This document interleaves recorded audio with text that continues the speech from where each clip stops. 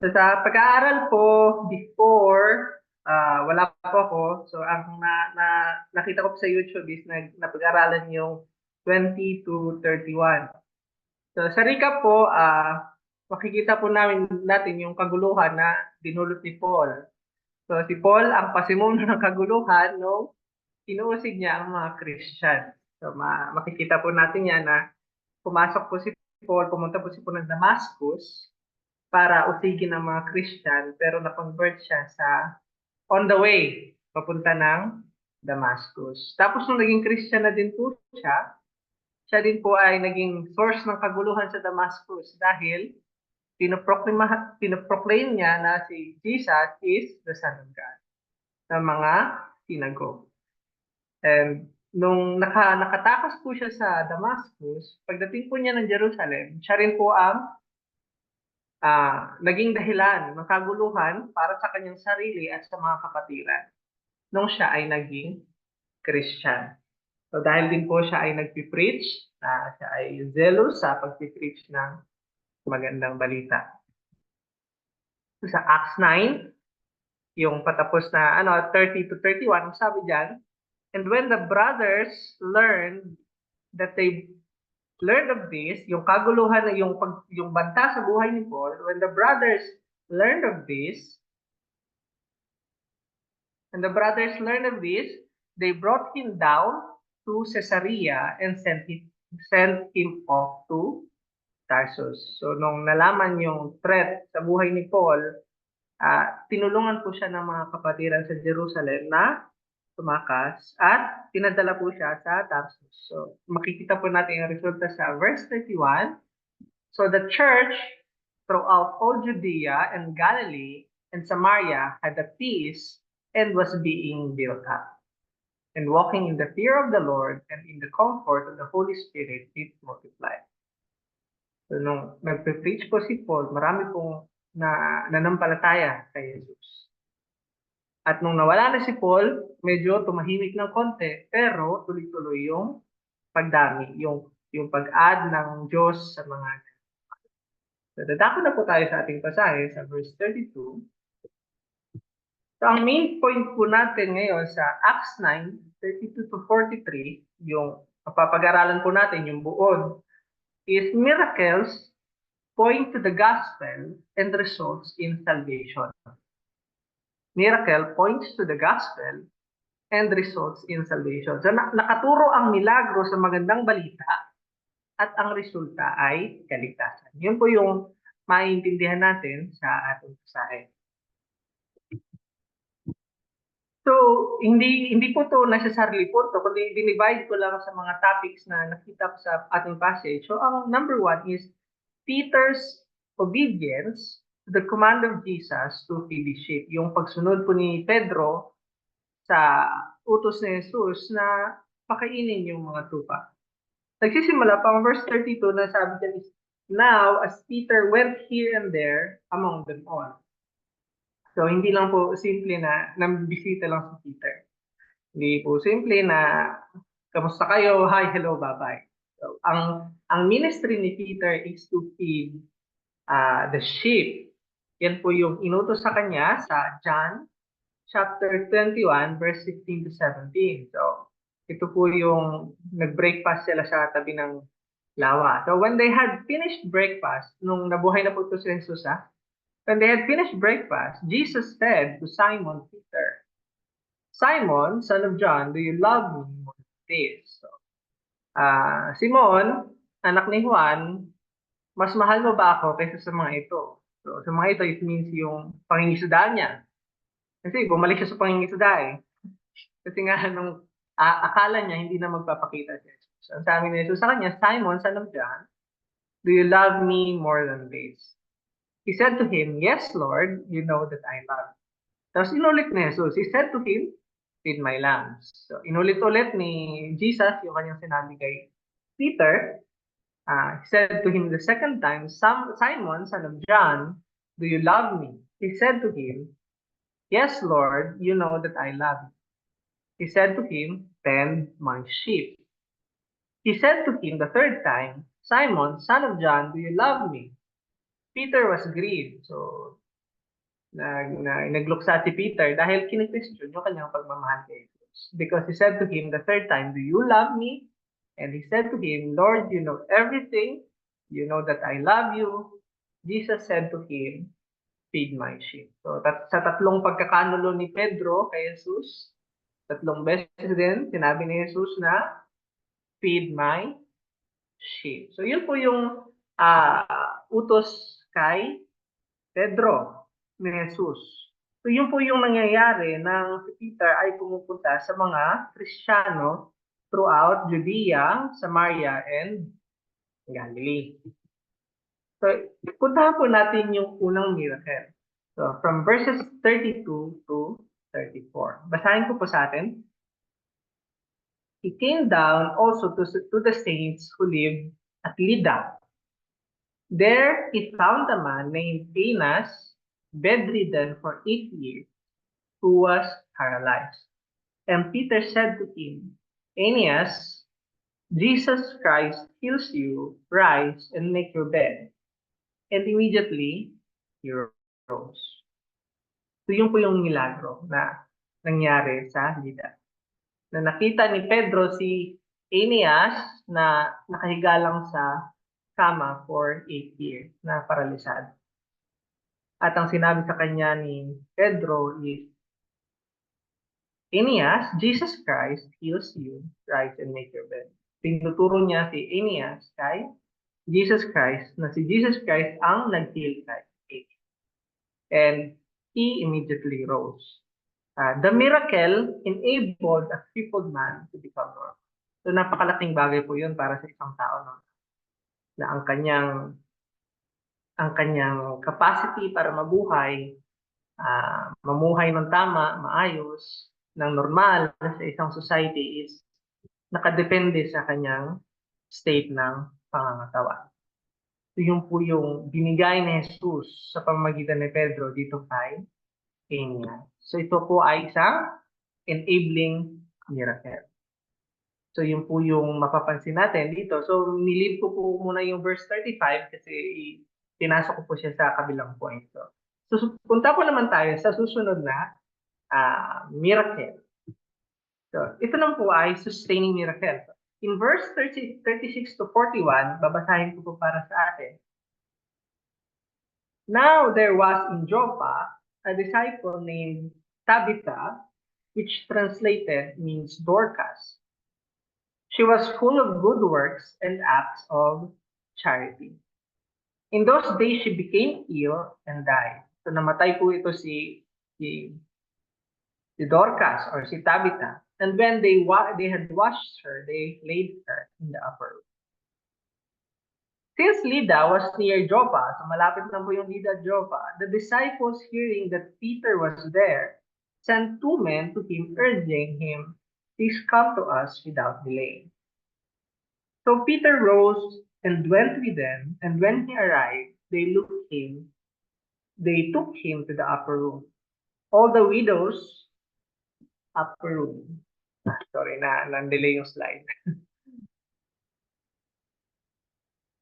So Peter took him to the upper room.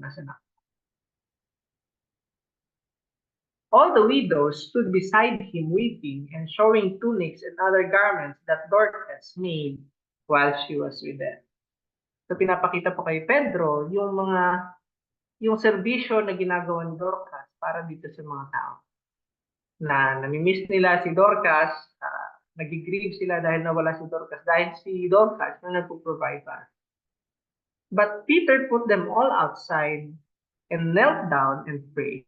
So pinalabas po ni Pedro lahat, and then lumuhod siya sa tabi at and turning to the body, he said, "Tabitha, arise." And she opened her eyes, and when she saw Peter, she sat up. And he gave her his hand and raised her up. Then calling the saints and widows, he presented her alive. So sa miracle po na ito is, the miracle extended the ministry of a serving person. So kung mapapansin po natin sa dalawang miracle na po na ito is, ito po ay pinerform ni Peter sa mga saints, sa mga Kristiyano. So ito pong dalawang taong ito is member ng church and believer ni Jesus Christ. So ang point number 4 po is, miracles show evidence that the gospel and its promises are true. Yung mga milagro po ay nagiging ebidensya na ang magandang balita at ang mga pangako ng magandang balita ay totoo. So ito po yung pino-point out ng verse 35 na nilaktawan ko at pati na rin po ng verse 42. So verse 35, ang sinasabi, and all the residents of Lydda and Sharon saw him, nakita po si Aeneas, and they turned to the Lord. Sa verse 42 naman po, and it became known throughout all Joppa, yung pagkabuhay ni Dorcas, and many believed in the Lord. So nakita po natin yung pattern na may crisis, may miracle, at may naniwala sa Diyos. So the miracle performed by God through Peter in the church became a witness to the people outside of the church that the gospel is true and resulted in their salvation. So yung milagro po na ginawa ni Pedro sa loob ng simbahan ay naging testimonya sa mga tao na nasa labas ng simbahan na ang magandang balita ay totoo, at para sa iba ito ay nagbunga ng kanilang kaligtasan, kanilang paniniwala. So yun po yung goal ng miracle. Yun po yung gustong gawin ng Diyos sa pamamagitan ng mga miracle na i-validate yung gospel or patunayan yung magandang balita para makapaniwala itong mga tao hindi pa naniniwala. So number 5, ito po yung mga isipin na condense ko sa pag-aaral ko ng Acts 9:32 to 43. So the miracle was never apart from the gospel. So ang milagro po ay hindi nakahiwalay sa magandang balita. Peter was traveling to all the Christians in Judea, Galilee, and Samaria, feeding the sheep. That is, preaching and teaching them the gospel of Jesus Christ, and from time to time performed miracles to give evidence to the reality of the gospel he was preaching. Sa Tagalog po, ang milagro ay hindi nakahiwalay sa gospel o sa magandang balita. Ang pagpunta ni Pedro sa mga Christian sa Judea, Galilee at Samaria ay para pakainin ng mga tupa. So siya po ay nagpipreach, nagmi-minister, nagpapastor sa mga Christian sa Judea, sa Galilee at Samaria. So yun ay ang pagtuturo at paghahayag ng magandang balita ni Jesus. At may mga pagkakataon na siya ay gumagawa ng milagro bilang katunayan ng gospel o magandang balita na kaniyang hinahayag ay totoo. So yun po ang isang thought na makukuha natin sa ating passage ngayon. Na hindi po nakahiwalay ang milagro sa gospel. Ang milagro po naman is hindi po humihiwalay talaga sa gospel.